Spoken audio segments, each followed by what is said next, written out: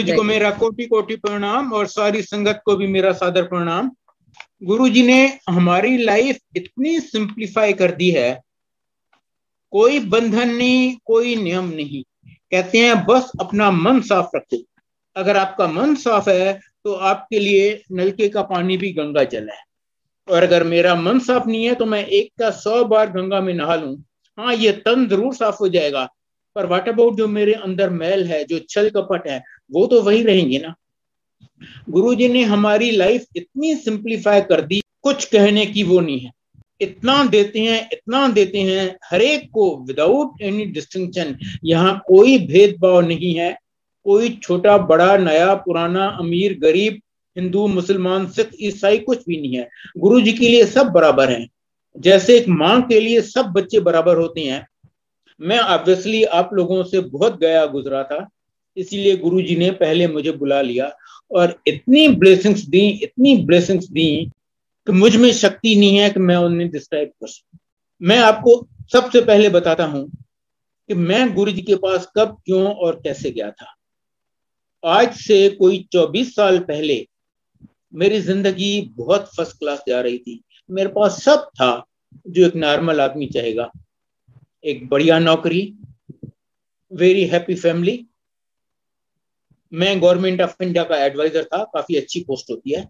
मेरी aunty government of India में chief medical officer in charge, central government health scheme में। 2 बेटे, बड़ा बेटा इंजीनियर, वो भी गवर्नमेंट ऑफ इंडिया में ऑफिसर। छोटा बेटा इंजीनियरिंग कंप्लीट करने वाला था। एक बेटी मैरिड एंड वेल सेटल्ड। जिंदगी में कोई कमी नहीं थी। अगर आप मुझे कहते भी ना कि चलो भाई एक ऐसे गुरुजी हैं वो बहुत कुछ दे देते हैं, मैं कहता नहीं भैया, ना मुझे किसी चीज की जरूरत है ना मेरे पास टाइम है, क्योंकि मुझे अपनी ऑफिशियल पोजीशन की वजह से आए दिन डिनर, ड्रिंक्स, 5 स्टार होटल्स में पार्टीज की इन्विटेशन रहती थी। अचानक ये 1997 की बात है, मेरी जिंदगी में ऐसा भयंकर तूफान आया, मेरी पूरी दुनिया उजड़ गई। पता चला बड़ा बेटा एकदम हेल एंड हार्टी था, उसने कभी क्रोसिन भी नहीं ली थी, कभी बुखार भी नहीं हुआ था। अचानक वो बीमार पड़ गया। पता चला उसको कैंसर है, और वो भी ऐसा कैंसर जिसका दुनिया में कहीं कोई इलाज नहीं है।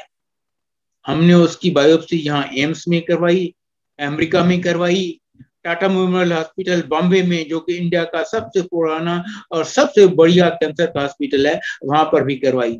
हमें हर जगह से जवाब मिल गया। टाटा मेमोरियल हॉस्पिटल के हेड ने यहाँ तक कहा, कहते हैं ये कैंसर तो 2-3 साल के बच्चे को होता है, इसको पता नहीं कैसे 24 साल की उम्र में हुआ है, इसका मेडिकल साइंस में कोई जवाब नहीं है, आप बेटे को भूल जाइए, भूल जाइए कि कोई तरीका है कि आप इसे बचा सकें।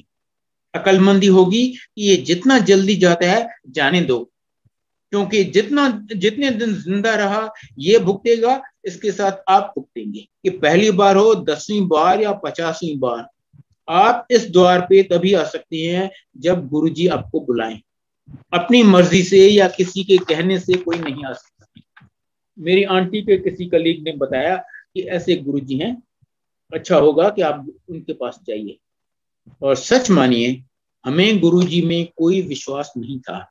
हमने सोचा ये थोड़ी कि जिस कैंसर का कोई इलाज ही नहीं है, दुनिया में कहीं कोई इलाज नहीं है, किसी ने उसको कोई ताबीज बांध दी या धागा बांध दिया या प्रसाद दे दिया तो कैंसर ठीक हो जाएगा क्या? पर हम इतने लाचार थे, हमारे पास कोई और द्वार नहीं था जहां हम जा सके। सिर्फ इसलिए बगैर विश्वास के हम मजबूर होके गुरुजी की शरण में गए। गुरुजी बहुत कम बोलते हैं, वो बोलते नहीं करते हैं। पहले दिन उन्होंने हमारे साथ सिर्फ 2 अक्षर बोले, 2 अक्षर, कल्याण कीता। और आप विश्वास करेंगे, उनके कल्याण कीता कहने से बेटे का कैंसर गायब। सीटी स्कैन करवाया तो डॉक्टर्स दंग रह गए, हैरान हो गए, कहते हैं ये कैंसर तो कभी जाता ही नहीं, सवाल ही नहीं पैदा होता, पर इसके शरीर में कैंसर का नामो निशान नहीं है, ये कैसे हुआ हमारी समझ से बाहर है, पर हुआ है। फिर गुरुजी कहने लगे मुंडे दा ब्याह कर लो, मुंडे दा ब्याह कर लो। ऑफ कोर्स उसकी उम्र भी थी, और कौन माँ बाप नहीं चाहेगा कि बेटे की शादी हो। पर आप में से कुछ तो कम से कम जानते होंगे कि कैंसर आपका एक बार ठीक हो भी जाए तो फिर होने का बहुत खतरा रहता है, 6 महीने बाद, 2 साल बाद, 5 साल बाद। इसलिए इसकी कहीं बात नहीं बन रही थी। बहुत अच्छे अच्छे प्रपोजल्स आए और सब बातें ठीक। जहां हम उनको बताते भाई देखो आज ये गुरुजी की कृपा से ठीक है, पर इसको कैंसर हो चुका है, बस उसके बाद वो हमें अपनी शक्ल तक नहीं दिखाती। ये सिलसिला काफी देर चलता रहा। गुरुजी कहते रहे और हम कोशिश करते रहे, हुआ कुछ भी नहीं।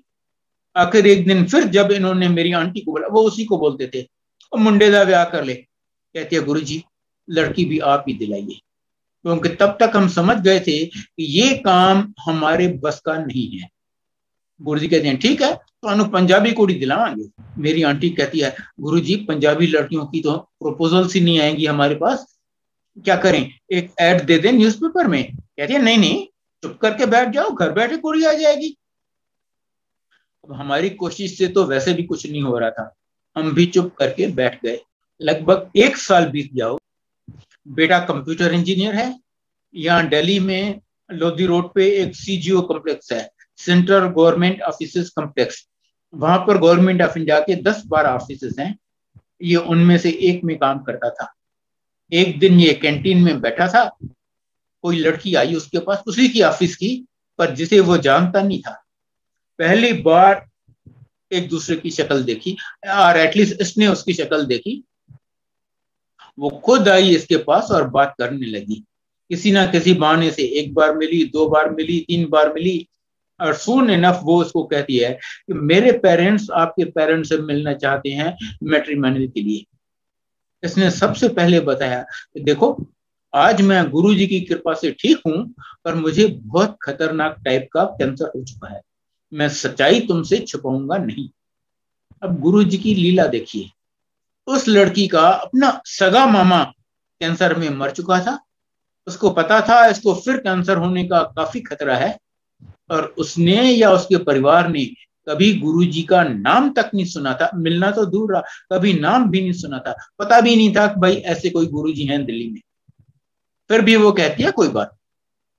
उसके पेरेंट्स हमारे यहाँ आए, प्रपोज किया, दोनों फैमिलीज को सब बातें ठीक लगी। हमने बोला भाई देखो हमारी तरफ से तो सब ठीक है, पर हमारी जो हिस्ट्री है, हमारा फाइनल डिसीजन गुरुजी लेंगे, उनको चॉइस तो कोई था नहीं। कहते हैं ठीक है, आपको जिससे पूछना है पूछ लो। हमने गुरुजी को बताया, गुरुजी ये प्रपोजल आए हैं। गुरुजी कहते हैं हाँ कर लो ब्याह। और जैसे उन्होंने कोई 10-12 महीने पहले कहा था, घर बैठे पंजाबी कुड़ी आ गई। शादी के कुछ टाइम बाद इन्होंने सोचा कि अब अपनी फैमिली बढ़ाई जाए। ऑब्वियसली कोई भी मैरिड कपल चाहेगा कि हमारी फैमिली बढ़े।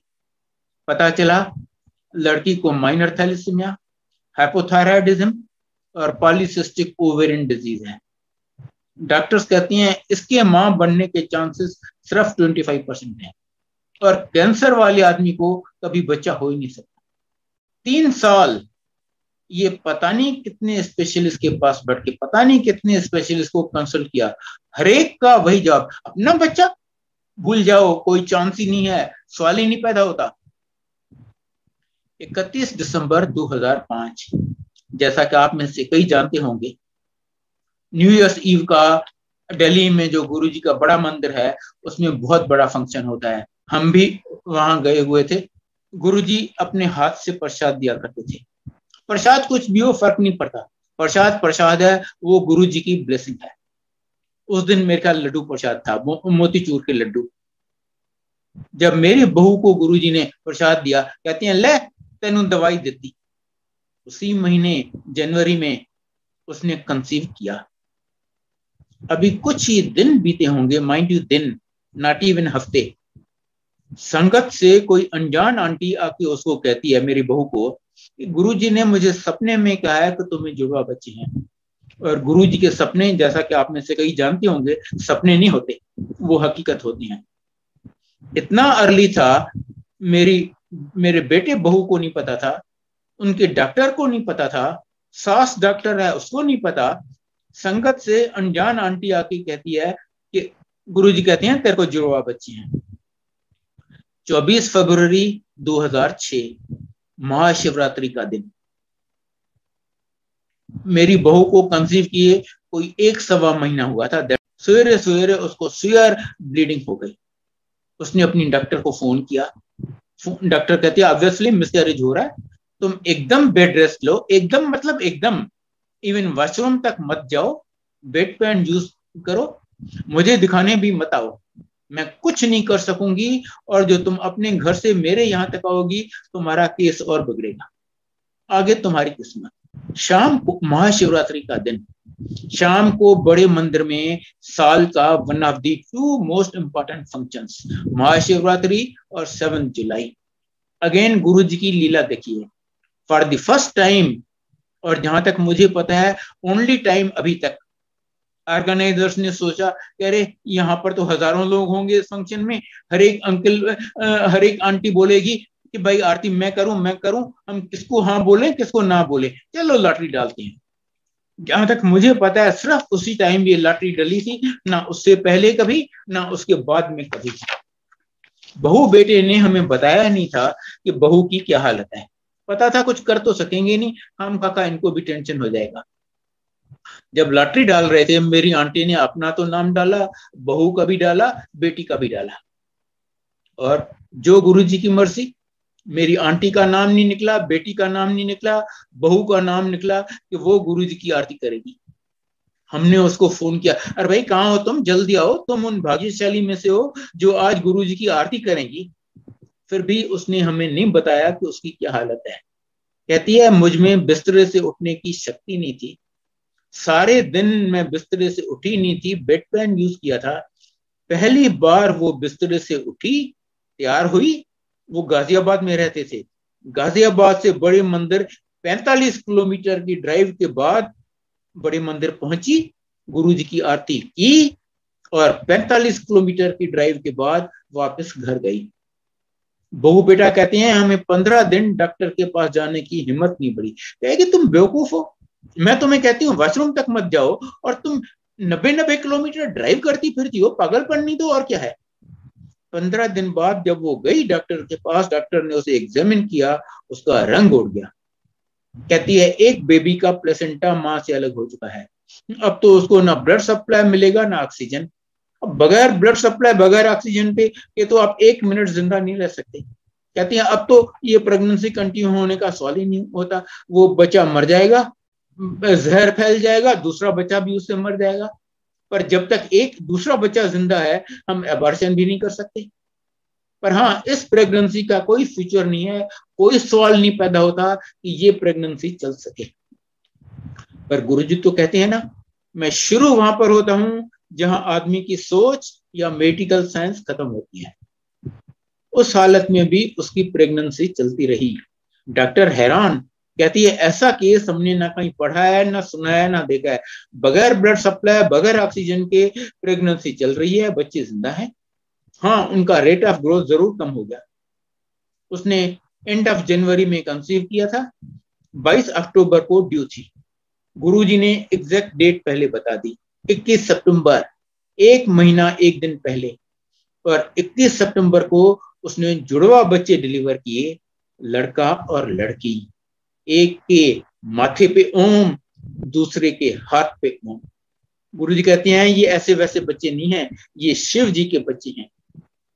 नामकरण गुरुजी ने किया और नाम रखे अर्जुन और गौरी, जो शिव जी और माता पार्वती के दूसरे नाम हैं। मेरे बेटे को कहते हैं देखो मैंने एक झटके में तुम्हारी फैमिली कंप्लीट कर दी, इवन मेरे से तुम्हें कभी कुछ मांगना नहीं पड़ेगा। जब तो मांगना तो छोड़िए, मैंने आपको बताया बच्चे कैसे हुए, हमने गुरुजी को कभी बताया तक नहीं कि गुरुजी ये प्रॉब्लम है, कुछ मेहर कीजिए।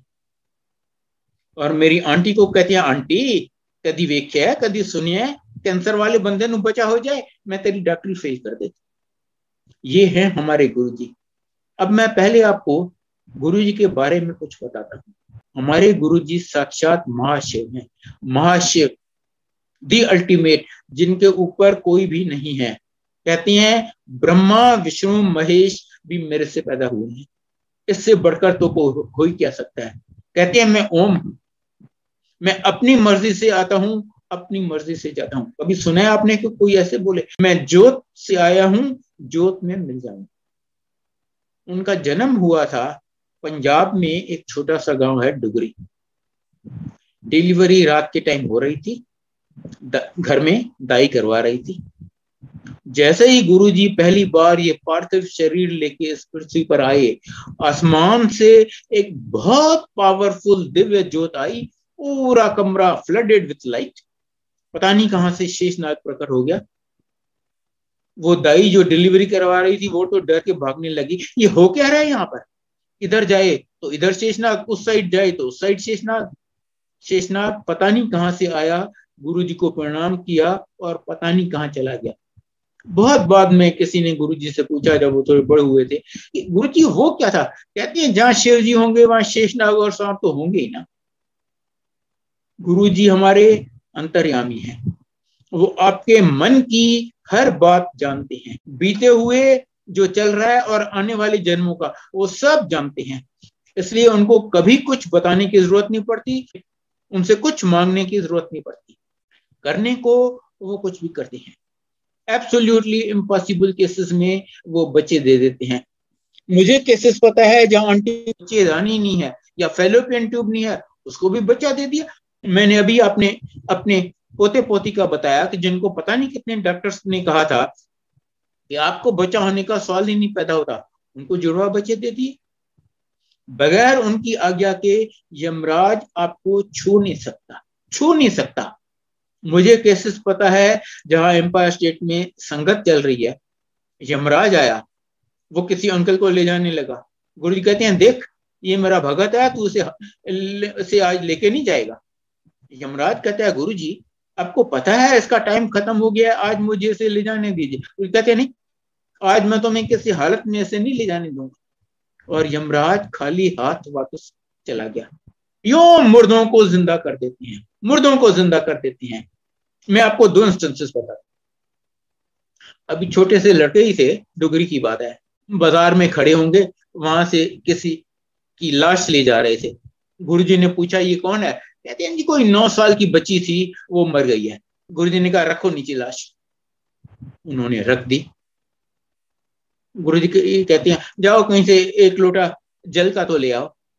वो भाग के गए और ले आए। गुरुजी ने उसके मुंह से चादर हटाई, 2 छींटे जल के मारे और वो लड़की खड़ी हो गई, जिंदा हो गई फिर से। इस इंसिडेंट के 25 साल बाद जब उस लड़की की शादी हो चुकी थी, बच्चे थे, मैं और मेरी आंटी खुद उस आंटी से डुगरी में मिल चुके हैं। मैं आपको अपना बताता हूं, ये है मार्च 2004 का इंसिडेंट। मुझे थोड़ी हार्ट की प्रॉब्लम हो गई, मेरा सांस उखड़ जाता था। 1-2 स्पेशलिस्ट को दिखाया, कहा जी एंजियोग्राफी करवा लो, लगता है बाईपास ऑपरेशन करवाना पड़ेगा या कम से कम स्टेंट डलवाना पड़ेगा। मैंने दिल्ली में बत्रा हॉस्पिटल है, काफी बढ़िया, वहां पर एंजियोग्राफी की अपॉइंटमेंट ले ली। उसके बाद गुरुजी को बताया, माइंड यू कुछ मांगा नहीं, सिर्फ बताया गुरुजी मैं बत्रा हॉस्पिटल में एंजियोग्राफी करवाने जा रहा हूँ। कहते हैं नहीं नहीं नहीं, बत्रा में नहीं, तू एम्स में करवा। क्योंकि उनको पता था कि मेरी एंजियोग्राफी में क्या होगा और कुछ प्लेसेस पे वो ज्यादा ब्लेस कर सकते हैं। एम्स में आपको तो पता होगा, कईयों को 6-6, 8-8 महीने आपको अपॉइंटमेंट ही नहीं मिलती। गुरु जी की कृपा से मुझे 2-3 दिन में अपॉइंटमेंट मिल गई, मेरी एंजियोग्राफी हुई। कहते हैं रिजल्ट आया, कहते हैं जी आपको एक साइलेंट हार्ट अटैक पहले कभी हो चुका है। साइलेंट मतलब तब आपको पता नहीं चला, आपकी हार्ट बहुत ही डैमेज है और आपकी तीनों आर्टरीज ब्लॉक्ड हैं। फिलहाल तो वो मुझे ICU में ले गए कि ठीक है, सीनियर डॉक्टर जो इंचार्ज है वो जब फ्री होगा आएगा, आपको देखेगा तो डिसाइड करेगा कि क्या करना है आपका, स्टेंट डलेंगे, बाईपास ऑपरेशन होगी या क्या होगा। मैं वहां ICU में पड़ा रहा। लगभग 1-1.5 घंटे के बाद मुझे सेकंड मैसिव हार्ट अटैक हुआ और मैं मर गया। डॉक्टर्स ने कहा खत्म है, इसकी हार्ट चल नहीं रही, बस है नहीं, इसमें कुछ है ही नहीं। पर मेरे मालिक तो बैठे हुए हैं ना, गुरुजी मेरे, बगैर कुछ बताए उनको, बगैर कुछ, गुरुजी ने खुद ही मेरी टेक केयर कर ली और गुरुजी की कृपा से डॉक्टर्स मुझे रिवाइव कर सके। मैं वहां ICU में पड़ा गया। रात को 9 बजे जब वो doctor, senior doctor in charge of the shift, जब वो फ्री हुआ, वो आया राउंड पे, वो तो मेरी हालत देख के दंग रह गया। वो अपने स्टाफ पे गर्म हो गया, कहते तुमने किया क्या है, इतने घंटे बर्बाद कर दिए, इसको तो किसी भी मिनट तीसरा हार्ट अटैक आएगा और खत्म, कोई कुछ नहीं कर पाएगा, तुमने मुझे उसी टाइम क्यों नहीं बुलाया। मैं तो कुछ सुनने समझने लायक हालत में ही नहीं था। मेरी आंटी को उसने बताया, कहता है देखो इसको अगर हमने छोड़ दिया तो किसी भी मिनट इसको तीसरा हार्ट अटैक आएगा और खत्म, कोई कुछ नहीं कर पाएगा, इसका इमीडिएट बाईपास ऑपरेशन करना पड़ेगा। इमीडिएट मतलब अभी, मैं सवेरे तक वेट नहीं कर सकता। और आजकल तो बाईपास ऑपरेशन मामूली बात हो गई है। इसकी हालत है काफी रिस्क है, अगर आप रिस्क लेने को तैयार हो तो मैं ऑपरेशन करूंगा, वरना ऐसे पेशेंट को मैं हाथ नहीं लगाता। अगर मुझे कुछ हो जाता तो उसका भी तो रिकॉर्ड खराब होता है ना, कि ये पेशेंट का ऑपरेशन करते करते मार देता है। अब हम ऐसे फंसे आगे कुआं पीछे खाई, ना बगैर ऑपरेशन के रह सकते हैं, और ऑपरेशन काफी रिस्की है। मेरी आंटी ने किसी संगत के थ्रू गुरुजी को मैसेज भेजा, गुरुजी अंकल आईसीयू में है और डॉक्टर ऐसा कह रहे हैं, समझ नहीं आता क्या करें। गुरुजी कहते हैं क्या है, डॉक्टर तो चीड़ेगा फाड़ेगा ही, अंदर जो करना है वो तो मैं करूंगा, करवा लो ऑपरेशन। अब ये सुनने के बाद तो कोई गुंजाइश ही नहीं रही। मेरी आंटी ने डॉक्टर को बोला तेरे को जो करना है कर ले। वो बेचारा सवेरे 9 बजे से ड्यूटी पे था, रात को 11 बजे जब मेरी आंटी ने क्लियरेंस दिया, वो मेरे को ऑपरेशन थिएटर में ले गया और मेरा उसने ऑपरेशन किया। 6.5 घंटे मेरा ऑपरेशन चला। सवेरे 5:30 बजे जैसे मुझे वापस ले आए आईसीयू में, पता चला कि अंदर आर्टरी बस्ट हो गई है। फिर ऑपरेशन थिएटर में ले गए, फिर मुझे खोला, 1.5 घंटा जो इनको करना था किया, और फिर वापस आईसीयू में ले आए। नॉर्मली इस ऑपरेशन के बाद लोग 1-1.5 दिन आईसीयू में रहते हैं, 3-4 दिन हॉस्पिटल में। मैं 1 हफ्ता आईसीयू में था with every possible life support system. 3 हफ्ते हॉस्पिटल में रहा, बार बार कॉम्प्लिकेशंस हो जाती, डॉक्टर आए दिन एक वो इमरजेंसी सपोर्ट हटाता, कभी वेंटिलेटर, कभी ऑक्सीजन, कभी पेसमेकर। कहते हैं ये मत सोचो कि तुम खतरे से खाली हो, तुम अब भी खतरे में हो। 3 हफ्ते हॉस्पिटल में रहा, बार बार कॉम्प्लिकेशंस हो जाती, 2 बार फिर एडमिट हुआ एज इंडोर पेशेंट। मेरे लंग्स इतने कमजोर हो गए कि 3 महीने मैंने एक अक्षर नहीं बोल सका। 3 महीने मेरे को करवट बदलने की इजाजत नहीं थी, मैं सीधा पीठ पे लेटता था। ये पुरानी बात है, मार्च 2004 की। आज मैं आपके सामने हूं भला चंगा। एक बात और मैं आपको बताऊं, मुझे हर 3-4 महीने में उस डॉक्टर के पास चेकअप के लिए जाना पड़ता है। वो मेरे प्रोग्रेस से बहुत हैप्पी है। अब 17 साल से जा रहा हूं, थोड़ी बहुत उससे दोस्ती भी हो गई है, मैंने थोड़ा बहुत उसको गुरुजी के बारे में भी बताया है। अभी कुछ टाइम पहले वो मुझे खुद कहता है जो मैंने बाईपास ऑपरेशन किया था उसकी लाइफ तो होती है 7-8 साल, उसके बाद फिर आर्टरीज बंद हो जाती हैं, फिर बाईपास ऑपरेशन करवाना पड़ता है। डॉक्टर मनमोहन सिंह ने भी दूसरी बार बाईपास ऑपरेशन करवाया था जब वो प्राइम मिनिस्टर थे। कहता है आप मेरे बाईपास ऑपरेशन या दवाइयों की जोर पे नहीं चल रहे हो, आप सिर्फ अपने गुरुजी की मेहर से ही चल रहे हो, वही आपको चला रहे हैं। इमेजिन, जो डॉक्टर आज से 17 साल पहले एम्स में शिफ्ट इंचार्ज था, आज वो कितना सीनियर होगा। ये उसके वर्ड्स हैं कि आप सिर्फ अपने गुरुजी की कृपा से चल रहे हो। अब मैं एक चीज और आपको बताऊं, मैंने और मेरी पूरी फैमिली ने वो 3 महीने इतना सफर किया, आप सोच नहीं सकते। जबकि एक और अंकल का मैं आपको बताता हूं, उसने भी एंजियोग्राफी करवाई। डॉक्टर कहता है अरे आपकी तो तीनों आर्टरीज ब्लॉक्ड है, आप अभी बाईपास ऑपरेशन करवा लो। वो गुरुजी का भगा था। कहता है डॉक्टर साहब मुझे 1 दिन की मोहलत दीजिए। डॉक्टर कहता है ठीक है, कल शाम सवेरे आ जाना। ये शाम को गया गुरुजी के पास। गुरुजी, डॉक्टर्स कहते हैं मुझे इमीडिएट बाईपास ऑपरेशन करवाना पड़ेगा। गुरुजी कहते हैं वो कुछ नहीं है, तेरे को वहम ना कीता कर। ना सिर्फ डॉक्टर ने कहा है, उसके हाथ में एंजियोग्राफी की रिपोर्ट है। तो कहते हैं गुरुजी डॉक्टर्स तो कह रहे हैं मेरी तीनों आर्टरीज ब्लॉक्ड है। गुरुजी कहते हैं डॉक्टरों ने की पता, उसके हाथ में एंजियोग्राफी रिपोर्ट है, आप उसको बोलो डॉक्टरों ने की पता। वो तो हक्का बक्का यूं गुरुजी की तरफ देखने लग गया कि कोई जवाब देने लायक तो वो रहा नहीं। गुरु जी कहते हैं बैठ जा। वो बैठ गया। गुरु उस दिन समोसा प्रसाद था, गुरु जी की प्लानिंग। गुरु जी ने एक हाथ में उठाए 5 रियली बड़े बड़े किंग साइज समोसे, उसको दिए, ले ये खा ले। देखिए, जिसकी तीनों आर्टरीज ब्लॉक है उसको 5 समोसे दे रहे हैं खाने के लिए। एंड चैलेंज इतने बड़े थे कि आप में से या मुझसे किसी से भी नहीं खाए जाएंगे। उस बेचारे ने गुरु जी की कृपा से धीरे धीरे धीरे धीरे किसी तरह 5 खा लिए। गुरु जी ने 2 और दिए, ले ये भी खा ले। शामत आ गई पर उसने धीरे धीरे करके वो भी खा लिए गुरु जी की कृपा से। उसके बाद गुरु जी कहते हैं तू एंजिन नहीं बनेगा, तो कल फिर जाके एंजियोग्राफी करवा ले। अगले दिन ये गया, डॉक्टर साहब मेरी एंजियोग्राफी फिर करो। डॉक्टर कहते हैं कल तो तुम्हारी एंजियोग्राफी की है, एक दिन में एंजियोग्राफी में क्या चेंज आएगा? एंजियोग्राफी के चेंजेस आने में तो नॉट इवन महीने, सालों साल लग जाते हैं। इसने जिद की, कहता है डॉक्टर साहब मैं पैसे दे रहा हूं ना, आप करो तो सही। इसने जिद करके एंजियोग्राफी करवा ली और वो डॉक्टर आके हाथ जोड़ के, वो इंडिया का one of the 3 top most cardiologist है, वो आके हाथ जोड़ के इससे माफी मांगने लगा। भाई साहब सॉरी, लगता है मेरे स्टाफ ने कुछ गड़बड़ी कर दिया है, रिपोर्ट्स में कुछ मिक्सअप हो गया है। कल की रिपोर्ट में तीनों आर्टरीज ब्लॉक्ड हैं, आज की रिपोर्ट में तीनों clear like 20-year-old young man. ये दोनों रिपोर्ट सेम आदमी की हो ही नहीं सकती। सारी लगता है मेरे स्टाफ ने कुछ गड़बड़ कर दिया रिपोर्ट्स में। ये कहता है नहीं डॉक्टर साहब आपके स्टाफ की कोई गलती नहीं है, ये मेरे गुरु जी की मेहर है। वो कहता है मैं ऐसे गुरु को मिलना चाहता हूँ।